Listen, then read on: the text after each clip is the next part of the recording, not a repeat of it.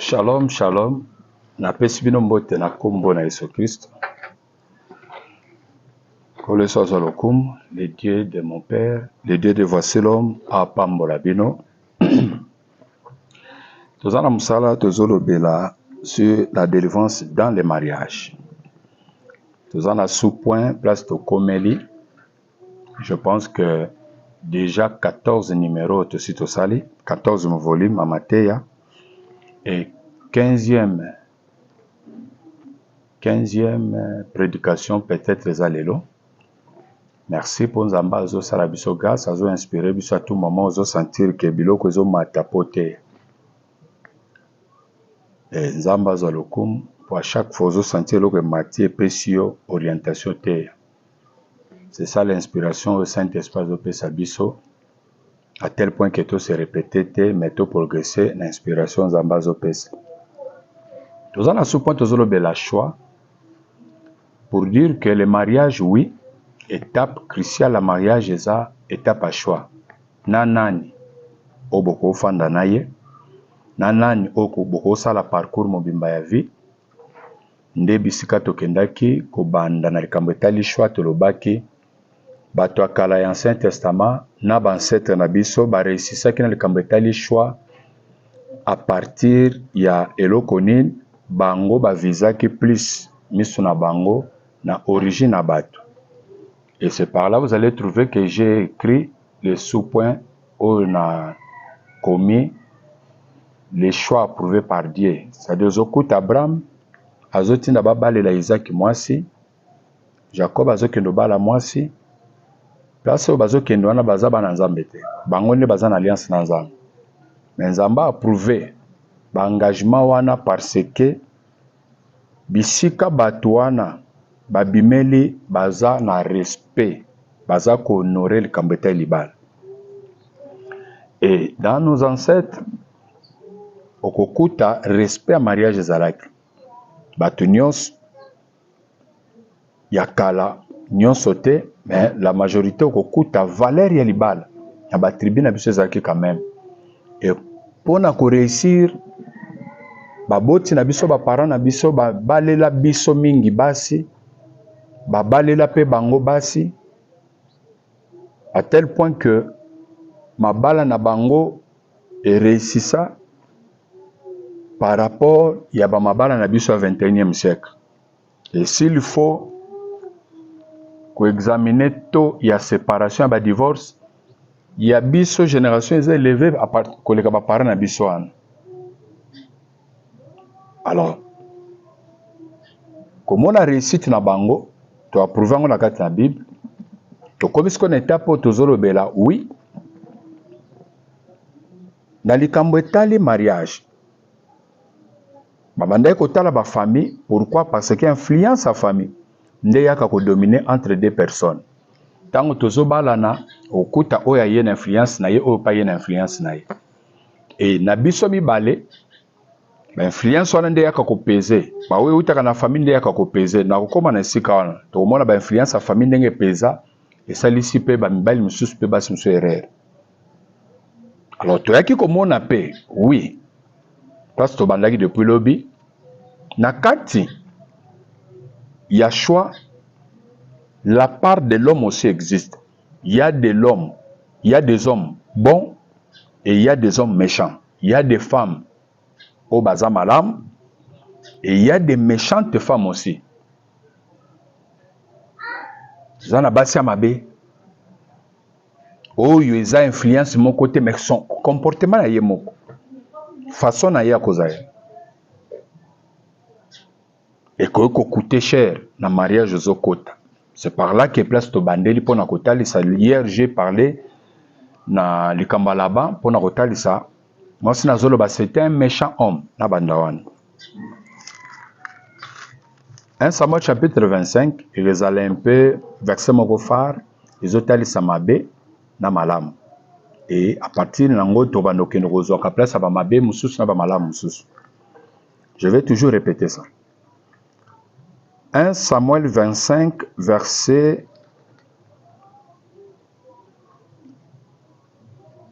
2 à 3. Il y avait à Mahon un homme fort riche, possédant de biens à Carmel. Il avait 3 filles. Il avait 3000 bébés, 3000 bébés et 1000 chèvres.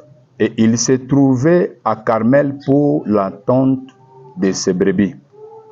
Le nom de cet homme était Nabal et sa femme s'appelait Abigail. C'était une femme de bon sens et belle de figure. Mais l'homme était dur et méchant dans ses actions. Il descendait de Caleb. Bazolo bezana mut. Moko kombo na ye Nabal. Abalaki mama moko komone Abigail. Ndeli kambali bala tozolo bel. Nde tozu exemple na bango mibali.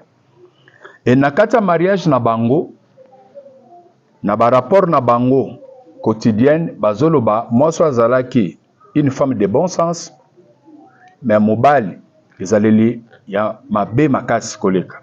C'était un méchant homme. Ce qui Bible lobi un méchant homme, c'est-à-dire un méchant homme.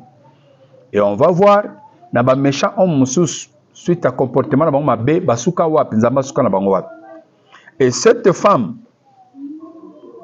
azoya ko décrire méchanceté à mobali na ye ndenga azalaki nango. Je tourne le chapitre pour nazo verset moko. Na ye na verset 25. 24 à 25. Non, 23. Lorsqu'Abigail aperçut David, elle descendit rapidement de l'âne, tomba sur sa face en présence de David et se prosterna contre terre. Puis se jetant à ses pieds, elle dit: à moi la faute, mon Seigneur. Permets à ta servante de parler à tes oreilles et écoute les paroles de ta servante. Que mon Seigneur ne prenne pas garde à ces méchants hommes. À ces méchants hommes. À Nabal, mon mari. Car il est comme son nom. Nabal est son nom. Et il y a chez lui de la folie, l'iboma. Et moi, ta servante, je n'ai pas vu les gens que mon Seigneur a envoyés. Moi, ça a supplié David pour David a silika ki ko yasko ko boma Nabal na batune nyos. Moi, ça a bonde la David a zoloba. Ko silika te mon konzi. Ko ça attention na mobali nangate. Mobali nanga c'est un méchant homme. Ezana mibali yo bazaba méchant. Ozokuta kenakata mariage, moi si azata muningani ata mukete. Moi ça aza lokola une chose, c'est-à-dire valeur à moi c'est zate. Eza mingi ba méchant homme ne bazaka na comportement wana. Parce que muto aza muto akelami na lilingi azam. Na image azam fazala na respect. Ya oyo nzamba sali comme image na ye. Respect ata nini nzamba azwaki po asala mutu. Ce qui mutazata na niveau ya ko respecter te po mutu wana zekelema nzamba aza méchant. Et ce genre de personnes, il y a méchanceté na bango ko za la lolenge moko pe lolenge mususu nzambe pa répondaka na ba action bato wana nyonso. Nzamba yaka ko juger ba action na bango. Dans autre la verset moko. Makanisika ba méchanceté zoya. Genèse chapitre 28. Tout à la ba tunde bazo poser ba acte ya méchanceté. Bazo loba na chapitre totangi que mokonzi nanga David Osilikate, pour nanga, c'est un méchant homme. Il est comme son nom. Comment les autres signifient liboma, mutaliboma. C'est-à-dire, un fou ou une folle, ils ont ba bon sensité. A koko réagir à tout moment, na ba façon moko, oyo mutakoko s'attendre nangote. Un fou.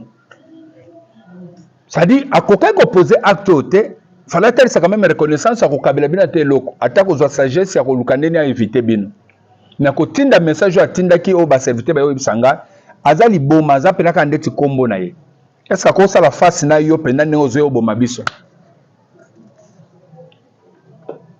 un méchant homme. Bapozaka toujours ba acte moko oyo ye moko azo calculer te ke ekoki kobota nini lobi. Méchant homme. Nazotanga Genèse chapitre 38. Histoire à Judas na ba naye totangala. En ce temps-là, Judas s'éloigna de ses frères et se retira vers un homme d'Adilam nommé Ira. Là, Judas vit la fille d'un Cananéen nommé Shua. Il la prit pour femme et alla vers elle. Elle devint enceinte et enfanta un fils, qu'elle appela Er. Elle devint encore enceinte et enfanta un fils, qu'elle appela Onan. Elle enfanta de nouveau un fils qu'elle appela Sheila. Judas était à Zib quand elle enfanta. Judas prit pour Er son premier-né, mwana liboso. Que ba parents ba ko bali sabana bango mibali. Oui, mwana liboso, ils appellent sous point to développement. C'est pourquoi ba parents ba so responsabilité na bango pon zamba ko sambisa biso pona bana. Sambisa biso. Judas prit pour Er son premier-né une femme nommée Tamar. Er, premier-né de Judas, était méchant aux yeux de l'Éternel. Et l'Éternel le fit mourir. Er était méchant aux yeux de l'Éternel. Zamba bomiye atiki mwana mwasi.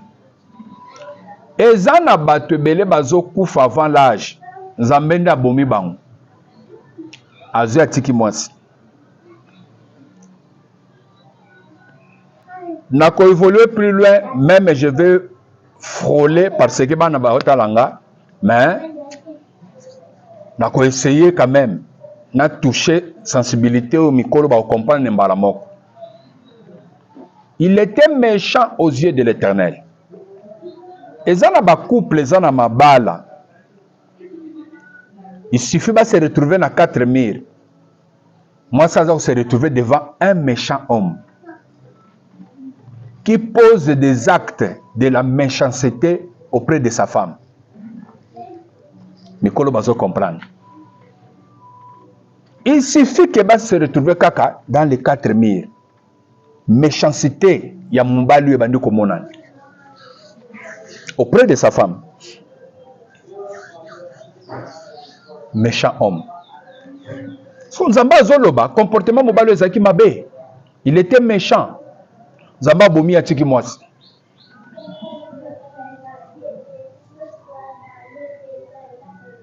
Bible ezotali sabiso. Je y ai prêché ça déjà. Naba Matthieu eleki. Lokola image moko ezoza la projectawa. Loi pesa metema image moko ezoza la projectawa nini? Que Nzambe pona ye kombo ya mutoko ko disparaître te. Il faut toujours basisiter. Kombo muto wana soki okau abalaki abotite. Il faut ndeko na musa continuer na libala wana. Ba projecter image wana comme prophétie après ko koma loi na kati ya Bible. Et ça dit que alors Judas dit à Onan, va vers la femme de ton frère, prends-la comme beau-frère et suscite une postérité à ton frère. C'est-à-dire bano ba obotama bazo pesa bansko kombo ya yaya er o ya kufaki o komba er ebunga te. Éthique là toujours. Ndezaki principe nzamba chaki spirituellement. Après na kat il y a des Deutéronome ba yeko précisant comme loi. Onan, sachant que cette postérité ne serait pas à lui, s'essuyait à terre lorsqu'il allait vers la femme de son frère, afin de ne pas donner de postérité à son frère. J'ai essayé de frôler pour dire qu'il y a des méchants hommes. Tokoko kutango na ba foyer belé. okuti mwasi akozala nao na posa bota azotala pe age na ye mokuti mobali un méchant homme azo agir lokola onan c'est-à-dire na bokuta na bango nyonso alingi te ki abota mais azosala yango te mpo bayokani bango mibale na mwasi ke to éviter kobota mais azosala yango mpo ye alingi te nga na kobotisa lisusu te nga nabotisa yo na kotikala kobotisa lisusu te mais mwasi aza na souci ki abota nga na yo tokobota te mais mwasi aza na souci babota mais obalaki ye pourquoi onano ndimi ke ozwa mwasi wana pourquoi il fallait refuser. C'est-à-dire la méchanceté koko kende même na option on a touché. Na option on a touché. Méchanceté monsieur koko kende kuti mobala zo privé ko mwasi alobinga na simbote. Je ne te touche pas. La méchanceté koko kende pe na sens que mwasi pe une méchante femme. Alingite mbai na simba. Soka mekeza guerre bitumba. C'est une méchante. Na cadre nzamba boma batu abomi abomi pe onan. C'est-à-dire quoi? La méchanceté ezokende na ba action belé na makambo belé. Awa tolobina nuteki aboyo pesa kombonga boyo na toucher la folie ka likambo bana ba otalanga. Likambo ka ya 4 murs ya chambre. Par rapport à binomi balé zo sala ndengeni. Par rapport à binomi balé na 4 murs na 4 chambre zo sala ndengeni. La méchanceté d'autres personnes ils ont se retrouver na 4 murs. Libanda ba omona boza bien bosekaka très bien. Mais c'est un méchant homme qui ne respecte même pas sa femme. Qui impose à sa femme même ce que Dieu ne veut pas. C'est un méchant homme. Vous risquez la mort. Il impose à sa femme des relations contre nature, des vices contre nature, les abominations. Il impose ça à sa femme. Ou soit nga, ou soit liba les okufa. Moi je fais ça. Un méchant homme. Et Dieu va le tuer. Zamba bomarabataboy. Et il y a des versets qui prouvent que Zamba bomarabataboy. Au côté, n'a pas foyer belé. Ce qui est chambre kangami, ce sont des vices contre nature. Oyo nzamba autorisé te, oyo nzamba permettre te. Nako bato na kata. Méchant homme. Na côté na kata chambre pour na pexotika. Makamunyo seza contre nature. Faut laisser. Dieu tire vengeance de ça. Et il y a des versets où ils ont dit ça que pour na bato aboy, nzamba lobi liwa, faut elanda bango. Il y a des méchants hommes. Il y a quoi que voix normale de la femme, usage naturel de la femme, à quelle voix moussous. Pour faire souffrir l'autre. Pour en faire souffrir qu'à l'autre. Nako batonakat. Un méchant homme. Il y a plaisir. À kokene na voix naturelle à moi cité. Il faut agno ko la moi cité na ba façon moussous. Tu es un méchant. Tu es un méchant. C'est-à-dire, la méchanceté, tu as un aspect belé. Tu as moi, mais mara muta comprendre que oui, je suis un méchant. Pour n'avoir plaisir, mais l'autre souffre. L'autre souffre. A souffrir. Et punition naïe. Il y a des balles à côté. Mais quand on parle de la délivrance, le banzambe peut délivrer binope na kata chambre. Et ce que vous faites là, Dieu n'a pas permis. Dieu n'a pas permis. Il faut arrêter avec ça. Dieu n'a pas permis. Pourquoi qu'il y a un rapport sexuel, oh, il y a un vice contre nature. Dieu n'a pas permis ça. Pourquoi tout le monde YouTube et on va parler, on va répondre. Pour ça cadre moko déjà na touché ba marié. Pour tout ça na katalibal.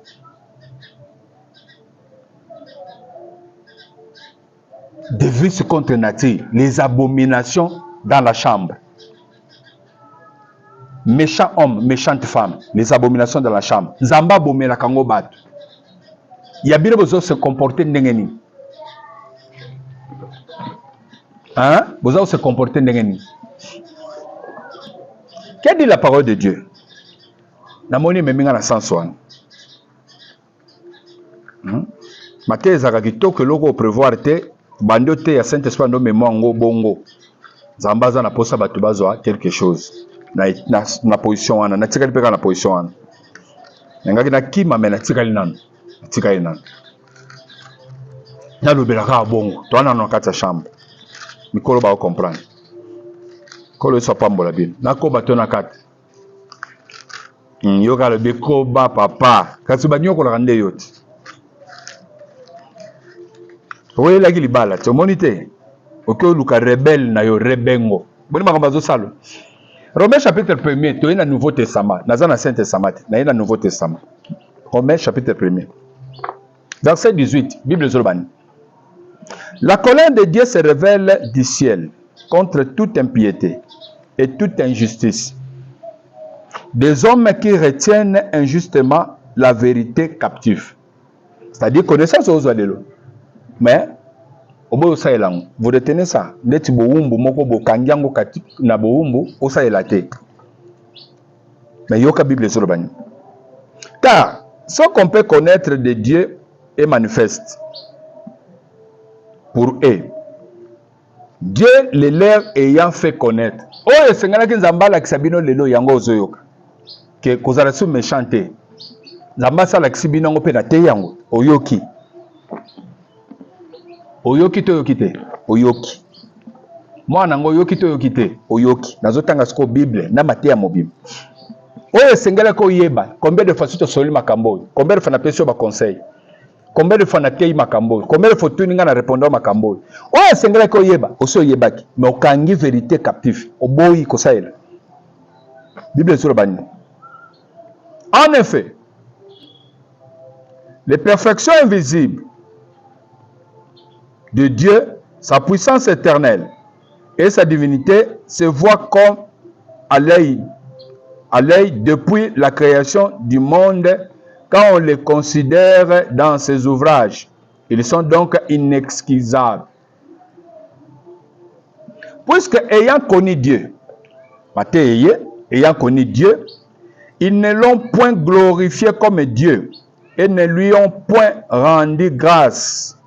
Mais ils se sont égarés dans leurs pensées et leur cœur, sans intelligence, a été plongé dans les ténèbres. Se vantant d'être sages, ils sont devenus fous. Ils ont changé la gloire du Dieu incorruptible en image représentant l'homme corruptible, des oiseaux, des quadrupèdes et des reptiles. C'est pourquoi Dieu les a livrés à l'impureté selon les convoitises de leur cœur, en sorte qu'ils déshonorent eux-mêmes leur propre corps. Lorsque vous pratiquez des choses indignes dans votre chambre, vous êtes en train de déshonorer votre propre corps. Vous péchez contre Dieu. Et qui ont changé la vérité de Dieu en mensonge, et qui ont adoré et servi la créature au lieu du Créateur, qui est béni éternellement. Amen. Dieu existe aux Zoyok. C'est pourquoi Dieu les a livrés à des passions infâmes, car leurs femmes ont changé l'usage naturel en celui qui est contre nature. Basi abamibali musus ont changé l'usage naturel. L'usage naturel, c'est quoi?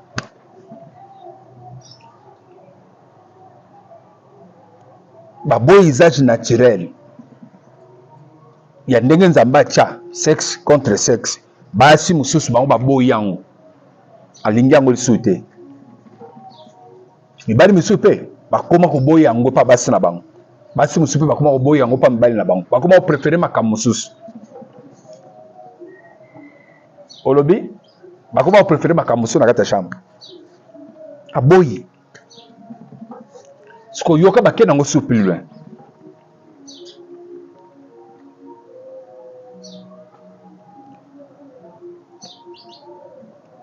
Baké na usage celui qui est contre nature. Quand on parle de l'usage contre nature, c'est ok na Lévitique au mot na makambwana nyos. Et de même les hommes abandonnant l'usage naturel de la femme se sont enflammés dans leurs désirs les uns pour les autres, commettant homme avec homme des choses infâmes et recevant en eux-mêmes les salaires que méritait leur égarement. Mibali pe baboyi l'usage naturel à mwasi ake na bavwa mususu ake pe plus loin mibali misu pe baboyi mwasi ake mubali na mubali basi misu pe baboyi mubali alingaka yalingaka basi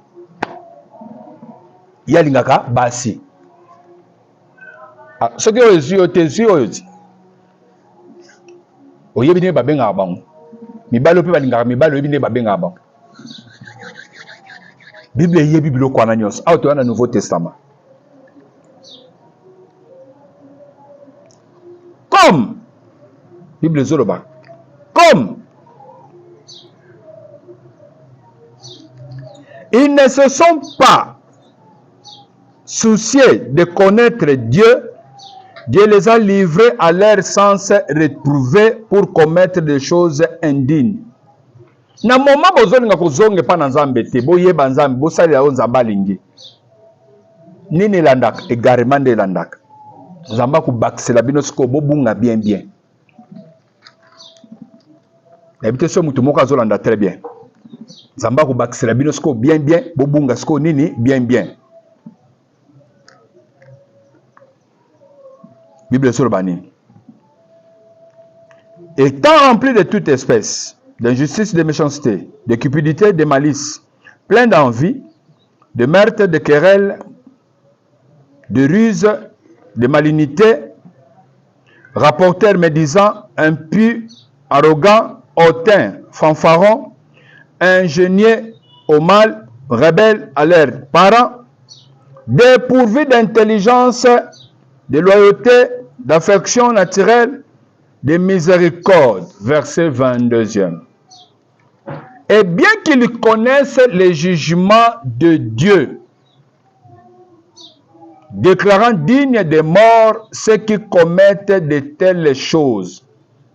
Bien qu'ils connaissent les jugements de Dieu, déclarant dignes de mort, c'est-à-dire ndenge nzamba tumbaka batu na kati na Sodome na Gomorre, nzambe pe décision nezo continuer tina nouvelle alliance que bato ba kometaka ba acte boy nzambe alobi liwande fo landa bango nde ba génération na biso yo liwe zo landa biso plus akiobota césarienne akufi akiobota akufi. Pourquoi? Chambre na bango eza chambre abomination ya ba vice contre nature batikaka usage naturel o nzamba cha. Si le photo qui n'est pas banyama pour luko tunanga bongo usage naturel na mwasi nanga na ko sala nyonso ndenge nanyo alobaka nanyo yebi oko sala nyonso te, c'est interdit. Usage naturel de la femme oyo ezo représenter mwasi comme mwasi po abota po bakomaka moko na mobali oyo ezo représenter mwasi eza nini po esalaka les deux devenant une seule chair nini esalaka ke bato bakoma moko oyo nzamba réglementé, n'est-ce pas que mwasi voix naturelle na ye na mobali voix pe naturelle na ye siko ntango biso tochange bavoix tokei na bavoix mosusu tokei na bafellation tokei na oyo nyonso yoyebi wana. Est-ce que Dieu a prévu ça? Ceux qui pratiquent de telles choses bazokende ko adorer eza adoration mobimba bezo adorer moto ozo ko adorer nzoto et devant Dieu eza abomination. Eza abomination oyo ezo liye bato bakoma bomoko eza nini? Eza voie naturelle. Et Bible qui est plus loin que Moutou Abimina na prostitué ba comme Moutou moko. Pende zo permettre pour création zala. Mouta bota ba comme na bana na mukilito multiplier lelo. Mais ce que ça qui va voir musu sona ndé yango fala que salem. Tonga to zala multiplier to comme belé lelo. Ce que to ken nango bien to zonga pa banyam. Banyam ko tunzamba sali. So mona bango ba ken ba voir musu. So mona banyam bazo sala ba vice contre la nature. Nyama. So kuta bazo sala makama bon. So kuta rera bongo se salami et pas banyama. Est-ce que rera bongo salama? Et salama gâté.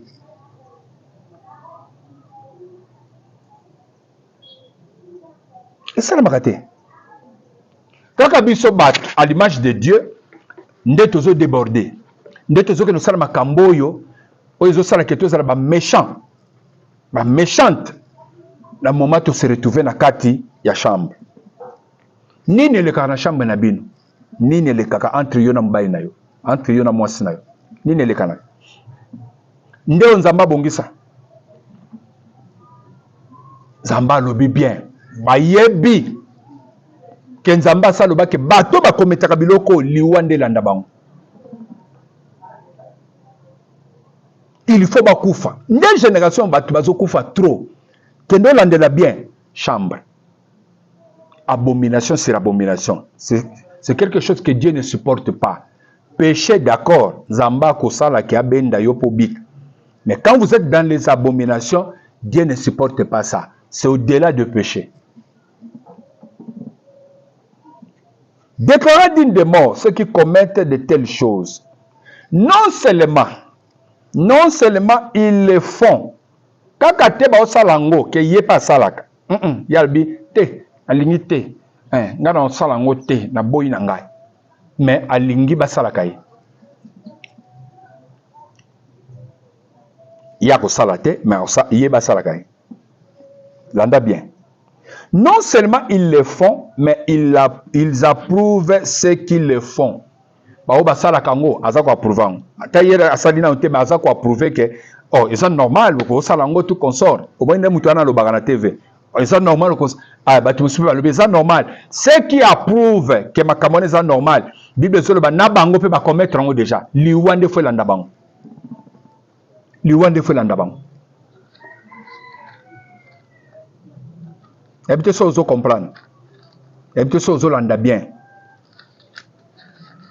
Ko le soit pas mbola. Nakoba to nakata.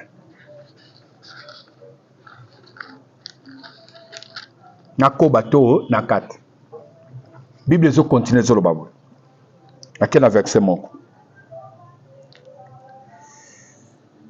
Et que Sodome et Gomorrhe, Jude, verset 7, pour la chapitre moko. Que Sodome et Gomorrhe et les villes voisines qui se livrèrent comme eux à l'impudicité et à des vices contre nature sont donnés en exemple subissant la peine d'un feu éternel.